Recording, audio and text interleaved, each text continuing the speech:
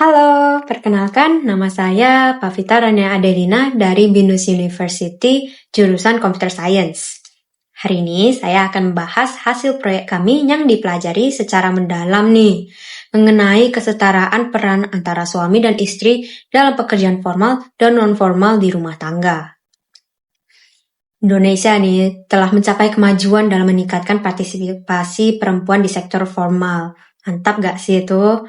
Namun, pekerjaan non-formal, terutama pekerjaan rumah tangga ya, masih banyak dibebankan kepada perempuan. Nah, dalam konteks pembangunan nasional berkelanjutan, isu ini bukan hanya soal ekonomi, ini juga soal keadilan sosial dan kesetaraan gender. Seringkali nih sekarang, perempuan harus menjalankan dua peran sekaligus, bekerja di ranah formal dan menangani urusan domestik serta merawat anak. Sementara itu, partisipasi laki-laki dalam pekerjaan rumah tangga masih terbatas karena pengaruh budaya patriarki dan norma sosial yang kuat dan tertanam di Indonesia. Akibatnya, terjadi tuh ketimpangan yang memengaruhi keseimbangan waktu, peluang pengembangan karir, dan kesejahteraan emosional kedua belah pihak. Oke, dari situ kami merumuskan 4 pertanyaan utama yang menjadi fokus penelitian kami. Pertama, bagaimana pembagian peran pekerjaan formal antara suami dan istri mencerminkan kesetaraan gender, terutama dalam peluang kerja, pendapatan, dan pengembangan karir. Kedua, sejauh mana nih pembagian pekerjaan non-formal di rumah tangga mencerminkan kesetaraan, terutama dari sisi distribusi waktu dan tanggung jawab. Ketiga, bagaimana persepsi suami dan istri terhadap makna kesetaraan memengaruhi pembagian peran mereka. Dan keempat, yang terakhir, apa dampak ketidakseimbangan terhadap kesejahteraan rumah tangga, baik dari segi ekonomi maupun psikologis. Metode yang kami gunakan adalah wawancara dengan beberapa narasumber yang sudah berumah tangga. Wawancara dilakukan secara hybrid, tatap muka, dan daring melalui Zoom, agar kami bisa menjangkau beragam pengalaman, termasuk narasumber yang tinggal di luar negeri. Salah satu cerita penting datang dari narasumber kami yang tinggal di Norwegia. Beliau menceritakan 2 pengalaman rumah tangga.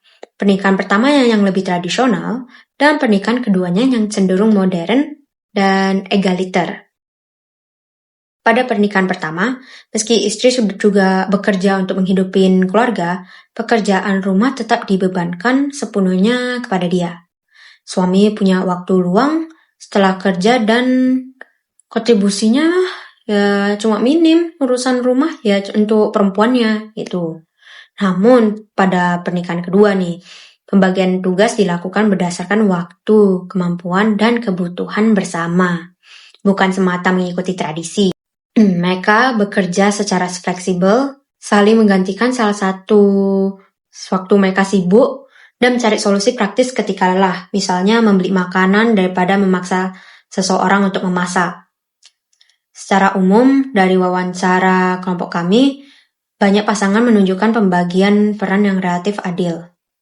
Faktor kunci yang kami temukan adalah komunikasi aktif, tanggung jawab bersama, fleksibilitas, dan saling menghargai kontribusi.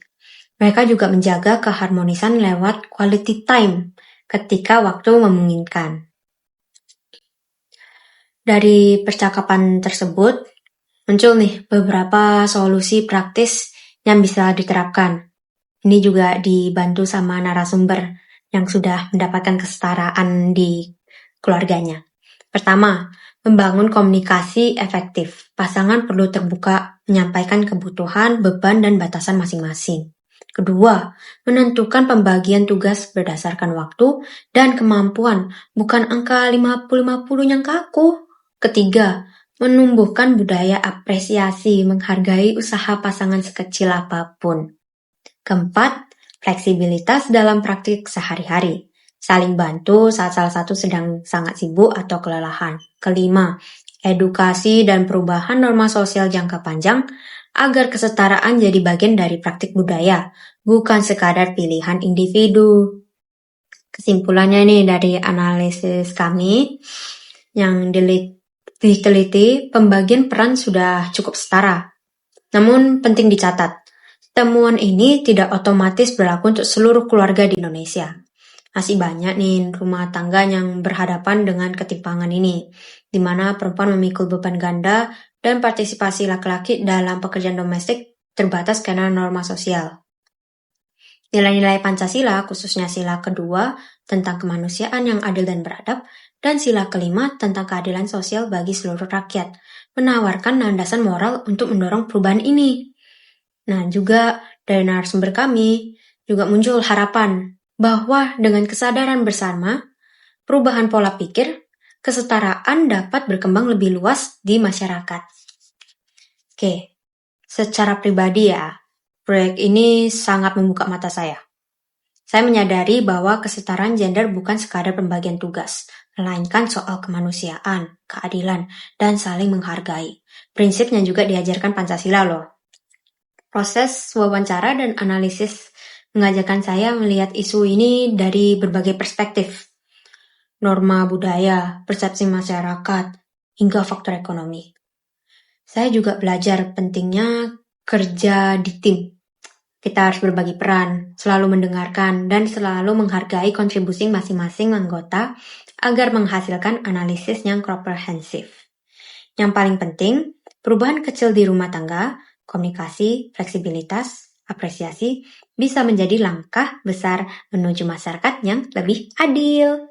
Setelah ini semua, sudah ngerti nggak ini analisanya? Kalau misalnya belum mengerti, bisa diulang kembali videonya dan didengarin lagi. Terima kasih sudah mendengarkan sampai sekarang, dan sampai jumpa di video berikutnya.